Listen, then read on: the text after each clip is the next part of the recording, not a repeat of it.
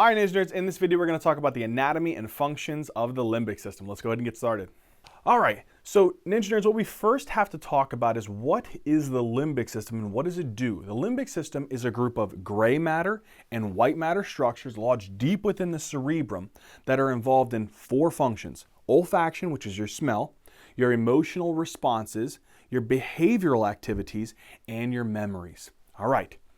Beautiful. What we're going to do here is we're going to talk about some of those gray matter structures here, talk about their name, what they're made up of, and then over here we'll talk about the white matter structures, okay? All right, so first things first, we're looking at a medial view, a sagittal section, all right, so you're coming like this, and then we're looking at the medial side of that.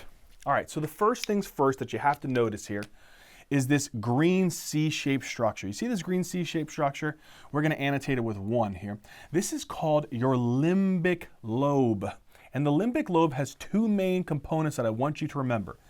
At the top part of the C, we're going to write this down as CG. It's called the cingulate gyrus. At the bottom part of the C, we're going to annotate this PHG. This is called your parahippocampal gyrus. This is in your temporal lobe. But this whole structure here is called your limbic lobe. So what is it called? The first part, it is called your limbic lobe.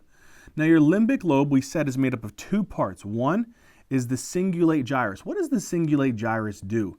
I want you to remember that it's involved in memory and emotional processing, and it's involved with your autonomic nervous system. Your parahippocampal gyrus is the other one, the bottom part of the C. And the parahippocampal gyrus is primarily involved in what things? It's involved in your memory processing, okay? The next thing that we have to talk about, the second component of the limbic system here, is going to be this pink structure here. It actually sits kind of medial to the parahippocampal gyrus. In this diagram, it looks like it's above, but in real life, it's medial. This pink structure here, which we're going to label here as 2, this is actually called your hippocampal formation. Sometimes people like to call this the hippocampus. Technically, the hippocampal formation is the real name because it's made up of 3 parts. What are those 3 parts? So the second part is here. This is called your hippocampal formation. And your hippocampal formation, what is it made up of? 3 parts. The first part is your dentate gyrus. Your dentate gyrus. And what I want you to remember about your dentate gyrus is this is where afferent information is coming into the hippocampus. What I'm going to do is I'll put afferent. I want you to remember that. This is where afferent information is coming into the hippocampus. Okay? So the next component of the hippocampal formation is called your subiculum. And the last one here is actually called your hippocampus proper. Sometimes you might even read this in textbooks as what's called the cornu ammonis. I don't like that. I like hippocampus proper. But what I want you to know is that your subiculum and your hippocampus proper are both a part of the efferent components of the hippocampal formation. So this is your efferent. This is where things are leaving. Information is leaving the hippocampus. Beautiful. The third structure, go right above the hippocampal formation. There's this little kind of like structure here that sits there, and this is called your amygdala, also sometimes referred to as your amygdaloid body. So again, what is this structure here? This is called your amygdala. Now your amygdala is involved in your emotions and your behaviors and also smell, okay? But particularly emotional responses to smell. So when you think about amygdala, you think emotions and behaviors. Whereas when you think about hippocampal formation or hippocampus in general, you think about memory. And again, these are some of the components, right? Now, the amygdala has 2 nuclei. I'm only going to mention this briefly for one reason. One is called the corticomedial nuclear group, okay? And the second one is called the basolateral nuclear group. The only thing I want you to know about these is the corticomedial nuclear group is involved in olfaction, which is your smell. Your basolateral nuclear group involved in all the other emotions and behaviors not related to olfaction. That's it. All right, beautiful. Let's come back up. Next thing, we're going to go up here into the area of your diencephalon, which we're going to annotate for is called your hypothalamus. So what is this structure here called? This is called your hypothalamus. Now your hypothalamus, we discussed this in great detail in its own lecture. What I want you to know is that there's a bunch of nuclei involved here, but the main ones that I really think are the most significant when it comes to the limbic system are the mammillary bodies, and another one, which is your autonomic nervous system nuclei. And if you guys remember, that was your posterior, which was your sympathetic, and your anterior, which was your parasympathetic nuclei. But again, these are the main nuclei I think are pertinent to this. All right, almost done, I promise. Come up here, we got this big old blue structure, also a part of the diencephalon. This is called our thalamus. So what is this called? It's called our thalamus. Now, the thalamus has a bunch of different nuclei as well. But we already talked about the thalamus in its own individual video, and there were two main nuclei that were involved. One was the anterior nucleus of the thalamus. And if you guys remember, this was involved in Papez circuit, which was for memory. The other one was called the medial-dorsal nucleus, or sometimes referred to as the dorsal medial nucleus. And this was sent from the amygdala to this nucleus to your prefrontal cortex. So it's involved in your emotions and your behaviors. The last two structures we're going to hit together. If you come up here, you have this baby blue structure here, which actually sits in the septum pellucidum and what's called your paraterminal gyrus. That's called your septal area. And then if you move backwards behind the thalamus, right, there's this little structure here that's a part of your epithalamus, and it's called your habenula. Okay, it's called your habenula. So what are these two last structures that we talked about? The blue one is called your septal area, and it's found in the septum pellucidum and the paraterminal gyrus. And the orange one is called your habenula, and this habenula is a part of your epithalamus. All right, and so the septal area and the habenula, we'll talk about this a little later, they're connected via a structure called the stria medullaris. And these are involved in particularly a part of your what's called your reward pathway. We'll talk about that a little bit later. But these are definitely a part of your reward pathway, and again, your emotional responses as well. All right, so these are the gray matter structures of the limbic system. Now let's talk about the white matter structures of the limbic system. All right, so let's start talking about some of these white matter tracts. Now, the whole purpose of these white matter structures is to connect other limbic nuclei with one another. Right? All these limbic nuclei have all these individual functions. We should have a way to connect all these limbic nuclei with one another. All right, so the first thing here is we have your hippocampus, right? So from your hippocampus, you have to have a connection, right? Because this is involved in your memory. There has to be some type of connection to and from another structure. Well, guess what? From the hippocampus, it can send its information to this structure here, which is your septal area, and it can send it to this structure here in your hypothalamus called your mammillary bodies. So the fornix, this structure here, this kind of like pink structure, this is called your fornix. This is a connection from your hippocampus to your septal area and what else? Your hypothalamus. Beautiful.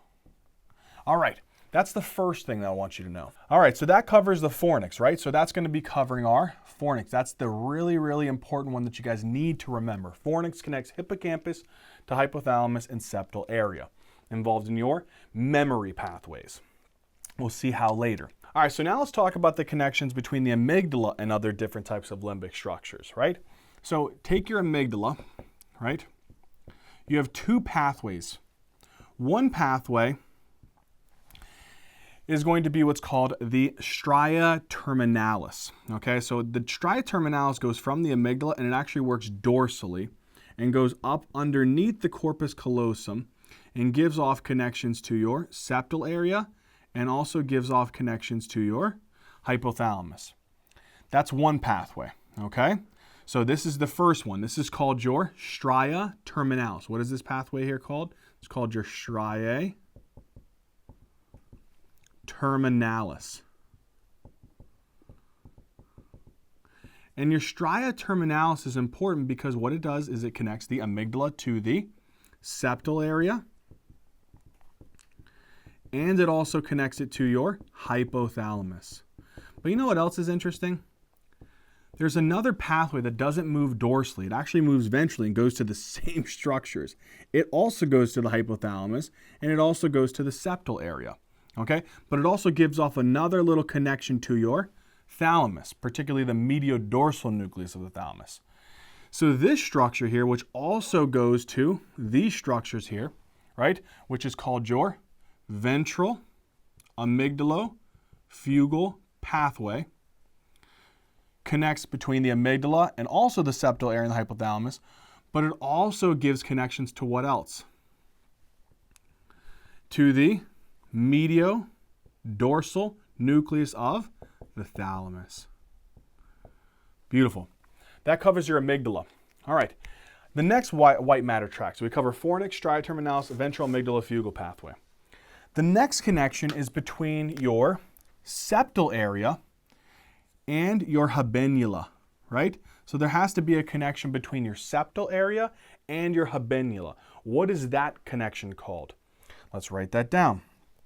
So you have here your septal area, and the septal area is connected with the habenula. And this is called your stria medullaris. What is this here called? Your striae medullaris. But we're actually going to have to be a little bit more specific because there's also a stria medullaris in your medulla. So since there's a stria medullaris in your medulla, there has to be one near your thalamus. So we call this the stria medullaris thalami. And that is a connection between the septal area and your habenula. Okay? There's another connection, which is coming from your mammillary bodies in your hypothalamus and going to the anterior nucleus of the thalamus. What is this structure called? This is called your mammillothalamic tract. So from your mammillary bodies of the hypothalamus to the what? The anterior nucleus of the thalamus. What is this son of a gun called? This is called your mammillothalamic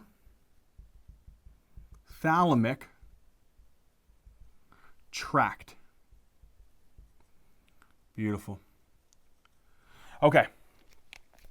That covers these fiber tracts. Let's move on to the next one. All right, the next white matter tract, that's also very important. So the big ones that I really want you to remember is the fornix, the stria terminalis, and the ventral amygdala-fugal pathway. And this is another really important connection, as well as the mammillothalamic tract. This is another big one. But you have a connection, right? A two-way connection that runs from your prefrontal cortex. This right here is your prefrontal cortex, this portion right here. This structure, this tract runs from your prefrontal cortex, which is also involved in your personality, your behaviors, and some of your emotions and memory. It runs through the hypothalamus, particularly through the lateral hypothalamus, and connects with the reticular formation in your brainstem. All right? And again, remember, this is a two-way connection. So it runs from prefrontal cortex through the hypothalamus and then to the what's called the reticular formation of your brainstem. This is called the medial forebrain bundle. So again, this is going from the prefrontal cortex, starts in the prefrontal cortex, and then it moves down to your hypothalamus. And actually, if you really want to be specific, it's the lateral hypothalamus. And then from the lateral hypothalamus to the reticular formation of the brainstem. And what is this entire pathway here called from this to this? So again, this is called your, we're going to abbreviate it, the medial forebrain bundle. This covers this entire pathway from here to here. Okay. The last pathway that we have to talk about, the last white matter tract, is not as important, but it is mentioned in textbooks. There's a connection between the mammillary bodies of the hypothalamus and a structure called the ventral tegmental area. Okay, but it's only going in one direction, from the mammillary bodies to this ventral tegmental area. Then, from the mammillary bodies, they can send connections back to the mammillary bodies. So, this red pathway going from hypothalamus, right? What is this? Going from the hypothalamus to the ventral tegmental area. What is this pathway here called? The ventral tegmental area. And what's important about the ventral tegmental area? The ventral tegmental area is a very dopaminergic, concentrated area of the midbrain. So this pathway from hypothalamus, particularly the mammillary bodies to the ventral tegmental area, is called the mammallotegmental tract. Okay? So what is this called? The mammallotegmental tract. Then going in the opposite direction from the ventral tegmental area back to the hypothalamus, this connection is called your mammillary peduncles. So this is called your mammillary peduncles. Beautiful. So that covers our white matter tracts. All right, so now that we've talked about the gray matter and white matter components, right, of the limbic system, their basic functions, now what I want us to really kind of just drive home is the overall functions of the limbic system. When we said that there was primarily 4 functions: olfaction, memory, emotions, and behavioral responses. So let's go through all of those. The first one here is olfaction. Now, we're not going to go into the crazy aspects of this. I just want you to get the basic points here. And we've already gone through most of the olfactory pathway in our within the cranial nerve 1 video, okay? So obviously you know that there's going to be some type of smell stimulus, right? That's going to hit what? If you guys remember this, what's the order? Activates the olfactory epithelial cells, right, within the nasal cavity, then the olfactory nerves up through the cribriform plate of the ethmoid bone, then to the olfactory bulb. That's this part here. So we're going to put this here as OB. This is your olfactory bulb. They're going to be stimulated. Once it's stimulated, it's going to send action potentials down this thin part here. What is this thin part here called? The olfactory tracts. Then from the olfactory tracts, they're going to bifurcate. One will go here. This is called your medial olfactory striae. I'm not really too worried about that one. It's this one that I really want us to focus on. This one here that's going laterally is called your lateral olfactory striae. Same thing over here. Olfactory bulb to olfactory tract does give off a medial, but I really want you to focus on this lateral olfactory striae. It's taking olfaction information to 2 particular areas of your limbic system. In the temporal lobe, do you remember that bottom part of the C that was a part of the limbic lobe? That was called your parahippocampal gyrus, right? That is going to be where smell information goes to. And guess what the parahippocampal gyrus does with that smell? Remember I told you that the parahippocampal gyrus is involved in memory, right? Well, it's actually involved on top of that with memory of smells. So it's going to store the smells in our memory. The other structure where the smell information goes to is this purple structure here called your amygdala. Amygdala. And this information, the smell information that goes to your amygdala is involved with the emotions that we have related to the smell. So emotions of the smells that we experience. Okay? That is the basic concept that I want you to remember. If you really do want to know, this little medial olfactory striae goes to an area called your orbitofrontal cortex. Okay, but again, that's not the one I really want you to remember. It's these 2 structures. All right, boom, covered olfaction. Now let's go into the second function of the limbic system, which is memory. So we got to talk about the second function. Remember we said olfaction, then memory. So memory, and we can even add on to this, not just memory, but also learning. So just the experience of learning. So there's a particular circuit that's a part of the limbic system that is extremely important to know, And this circuit is called Papez circuit. And this Papez circuit is completely important for memory and learning. How does the Papez circuit work? You need to know this, okay? So it starts off at the first point, which is your hippocampus. Now remember we said that there was 3 parts of the hippocampus. The dentate gyrus, which is the receiving portion, and the subiculum and the hippocampus proper, which is the leaving portion. So from the subiculum particularly, you have what's called the fornix that we talked about before, which is one of those white matter tracts. Remember we said that there was 2 structures that the fornix went to? One was the septal area. We're not going to show that one here. But the other one was to the hypothalamus. And do you remember which portion of the hypothalamus we said? The mammillary bodies. So this first part here is hippocampus. If you're really being particular, it goes which part? Subiculum. Then from the subiculum, we go via the fornix. Then from the fornix, we go to the mammillary bodies. Then where? From the mammillary bodies, remember that tract that we called it? That went upwards from the mammillary bodies to the anterior nucleus of the thalamus? What was that called? That was called your mammillothalamic tract. So we had hippocampus, fornix, then we had mammillary bodies too, via the mammillothalamic tract. So now we're going to go to the anterior nucleus of the thalamus. And the way that we do that is via the mammillothalamic tract. Right? Now, from the anterior nucleus of the thalamus, we're going to send this information upwards. So now the anterior nucleus of the thalamus is going to send this information upwards to this structure. Remember there was a component up here that we said at the top of the C of that limbic lobe? What was that structure called? The cingulate gyrus was this component here, right? Well, what happens is the cingulate gyrus is going to send this in 2 directions. We're going to focus on one of the directions first, and we'll come back to the other one.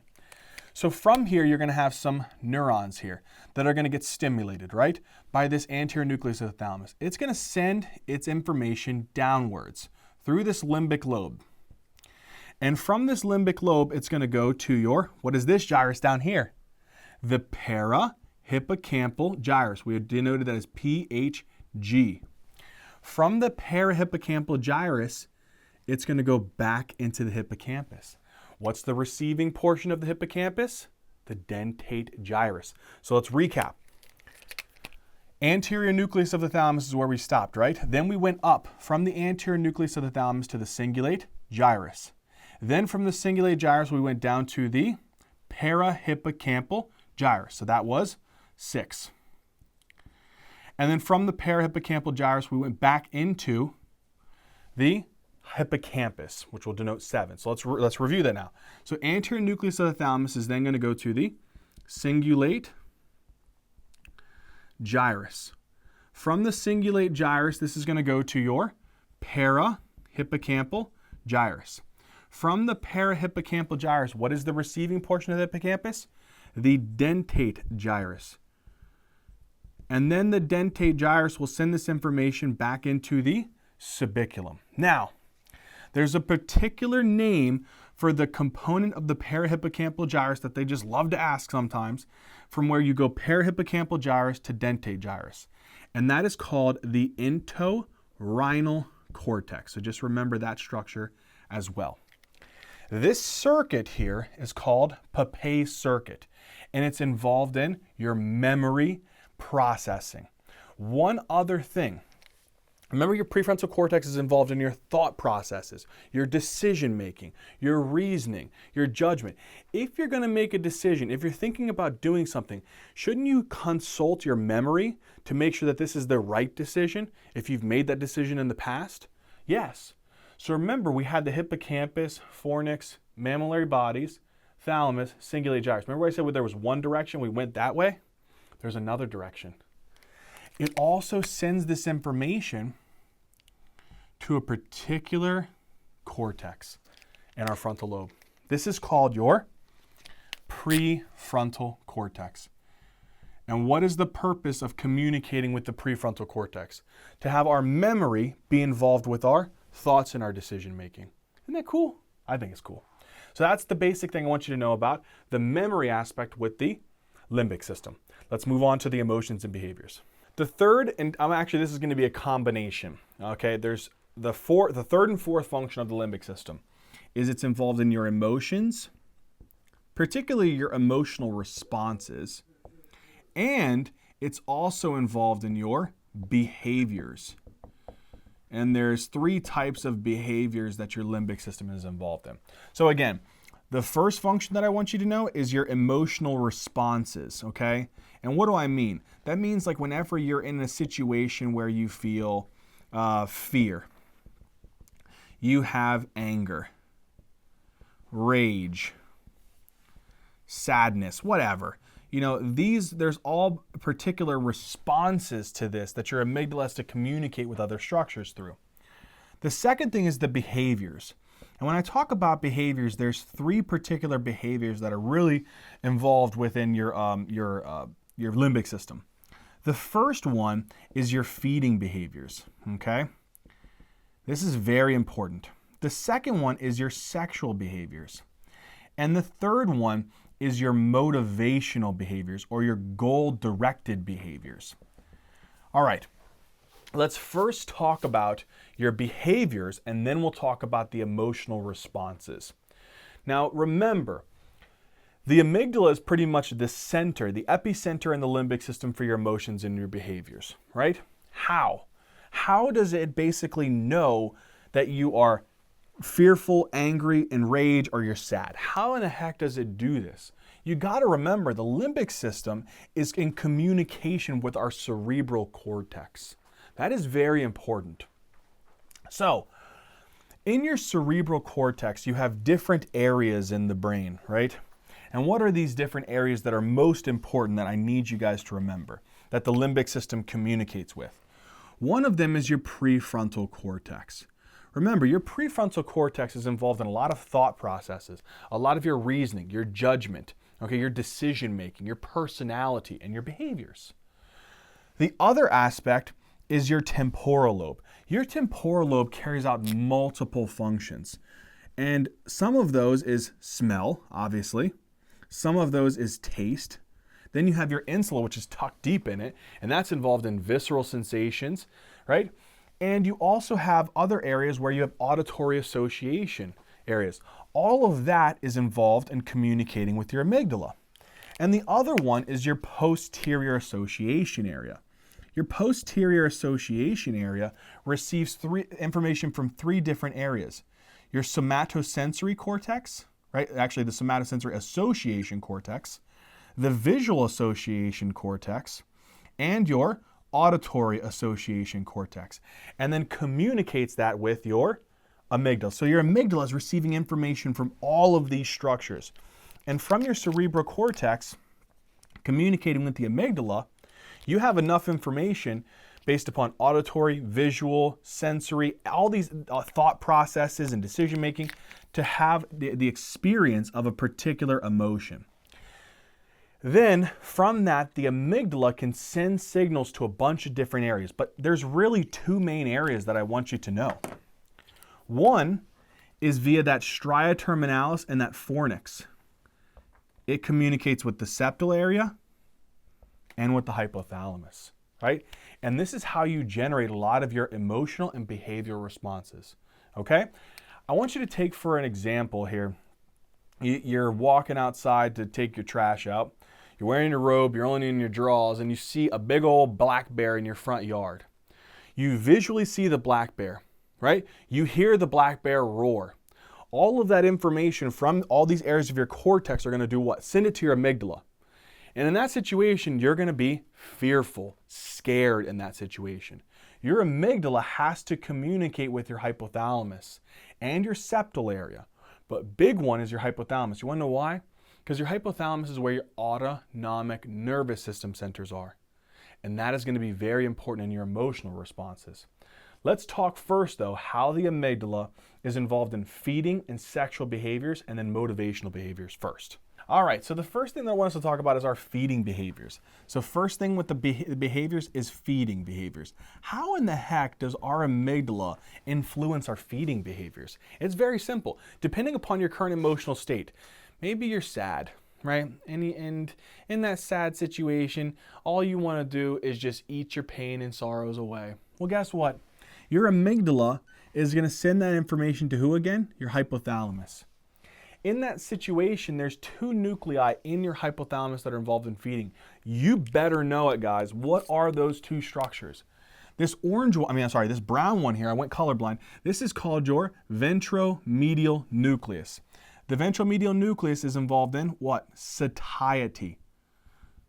And then the other nucleus is called your lateral hypothalamic nucleus, and this is involved in hunger. Well, maybe if you're sad and depressed, all you want to do is just eat Ben and Jerry's all day, what are you going to do? Which would the amygdala activate? Your lateral hypothalamic nucleus, so you can just go ahead and eat Ben and Jerry's, right? But maybe you're in a bad mood, and you just don't feel like eating anything, right? In that situation, your amygdala will tell your ventral medial nucleus to be activated, right? And that's kind of how your amygdala is involved in this feeding aspect. Isn't that cool? I think it's pretty cool. The other thing that it's involved in is your sexual behaviors. So again, depending upon maybe your current emotional state, right? Your amygdala is going to let your hypothalamus know, right? Maybe in this situation, you're being stimulated in a particular way, okay? And your amygdala's feeling pretty good at that point in time. And it tells your hypothalamus, hey baby, I'm feeling good. And when it does that, there's two nuclei in your hypothalamus that is going to help with your sexual activities and drive. What are those nuclei? This black nucleus here is called the paraventricular nucleus. This is very interesting. Not talked about too often, but the paraventricular nucleus, do you guys remember it released oxytocin? Well, oxytocin, you think about this commonly with females. Uterine contraction and then the milk ejection. In males, it's involved in sexual orgasms and sex drive itself. So this can increase your sexual activity, sexual drive, and increase blood flow to the organ there so that you have, that kind of process. The other thing is that you have that purple nucleus. Remember that purple nucleus that we found all the way in the preoptic zone? It was called your medial preoptic nucleus. Your medial preoptic nucleus released what hormone? Gonadotropin releasing hormone. And that's stimulated in the male testosterone. And testosterone also has ways to increase your sex drive as well. Okay? So you're depending upon your current emotional state, maybe you're feeling good, your amygdala can tell these nuclei to help with the sexual drive and activity. Okay? That covers the feeding and sexual. Now let's cover the motivational behaviors. Okay, so the last behavior that it's involved in is motivational behavior. Okay, or goal kind of directed behavior. Now this is the aspect of the amygdala that can be an unfortunate aspect in certain individuals. We're going to use a classic case of drug abuse or substance abuse, right? In these situations, maybe if someone is utilizing drugs or substances, it can bring about a sense of euphoria, right? A sense of feeling really good. And what happens is the amygdala, all right, remember that connection we had? We can connect it with the septal area, or we can connect it with the hypothalamus, we said, right? Via the stria terminalis or the ventral amygdalofugal pathway. Well, from the septal area and from the hypothalamus, they both can communicate with the ventral tegmental area, is the big one here. The ventral tegmental area located within your brainstem. Your ventral tegmental area, what did we say that area is special for? The ventral tegmental area is where there's lots of dopamine. So what I want you to remember is that this is where lots of dopaminergic neurons is found. Okay? So from the ventral tegmental area, it can send its axons upwards. To prevent this diagram from getting crazy, there's two nuclei I want you to remember. This blue one, which is this one here, and this purple one, which is this one here. The blue nucleus is very important. I need you guys to remember this one. It's called the nucleus accumbens. Okay, that's this one right here. Then this purple area around your cerebral cortex is going to be this. This is called your prefrontal cortex. We've seen this all over the place, right? So your amygdala, depending upon particular types of emotions, maybe from drug abuse, communicates with your hypothalamus, your septal area, tells your ventral tegmental area. Ventral tegmental area sends dopaminergic neurons up to where? Nucleus accumbens and prefrontal cortex. There's particular names for these pathways that you just have to know. This pathway from the ventral tegmental area to the prefrontal cortex is called the mesocortical pathway. And then the pathway from the ventral tegmental area to the nucleus accumbens is called your mesolimbic pathway. And this dopaminergic neurons from the ventral tegmental area the dopamine will be released on the nucleus accumbens and the prefrontal cortex. And these areas are involved, particularly from what we've seen in studies, a sense of reward. Right? And we use the example in this case of drug abuse. So if someone uses drugs, they get this feeling of euphoria. Amygdala, which is involved with emotion, sends that information to hypothalamus, septal area, communicates to ventral tegmental area to mesolimbic, via mesolimbic and mesocortical pathways to these two structures. These two structures are involved with bringing about a sense of reward from that emotion. And this can be a pathway that can be commonly involved in substance abuse. Okay?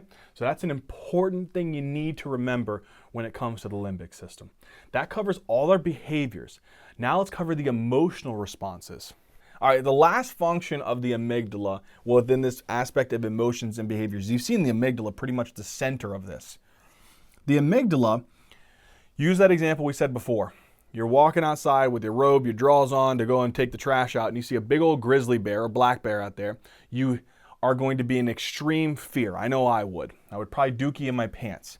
So in that situation, your amygdala will experience that sense of fear, right? That emotion, and communicate via the stria terminalis or the ventral amygdalofugal pathway to the hypothalamus. When it communicates with the hypothalamus, remember there's two main nuclei in the hypothalamus that are involved in this fear response. Let's say that we're using an example of an emotional response, right? And we're using fear as our example, as the stimulus here. In that situation, your hypothalamus has two nuclei that I want you to know. The blue nucleus here is located in the posterior aspect of the hypothalamus. It's called your posterior hypothalamic nucleus. The posterior hypothalamic nucleus sends its descending axons downwards via what's called the hypothalamospinal tract and innervates the preganglionic neurons located within the thoracolumbar region of your spinal cord. The sympathetic nerves will then go out to particular organs. Like which ones, you ask? Well, one is going to be your liver. And it's going to tell your liver to increase its glucose production. I'm going to need lots of energy to fuel my muscles so that I can run as fast as I can away from this bear. It's going to tell my heart, boy, you better start pumping so that you can get enough blood running through your circulation to run away from this bear, especially get that blood to the muscles. It's going to try to increase my blood pressure so that, again, I have enough perfusion to my tissues, especially my muscles, so that I can run as fast as I can.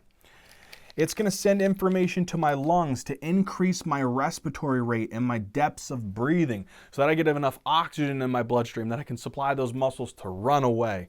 All of this is an autonomic response. An autonomic response to a particular emotion, which was kind of beginning with who? Your amygdala. And it tells your hypothalamus to act on that. The other aspect is there's another nucleus, this kind of black nucleus here located in the hypothalamus. You know, it releases a hormone called corticotropin releasing hormone. That tells the anterior pituitary to make a hormone called ACTH. And then ACTH will then stimulate your adrenal gland to make cortisol.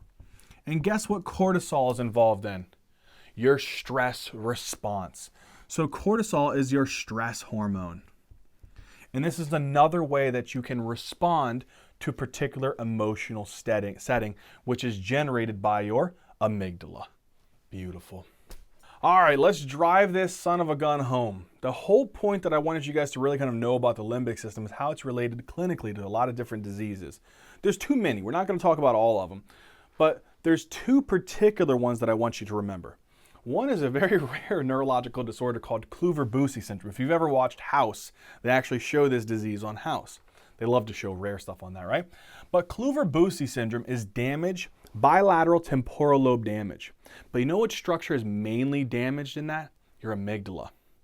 What does your amygdala do? This is going to test you guys' knowledge.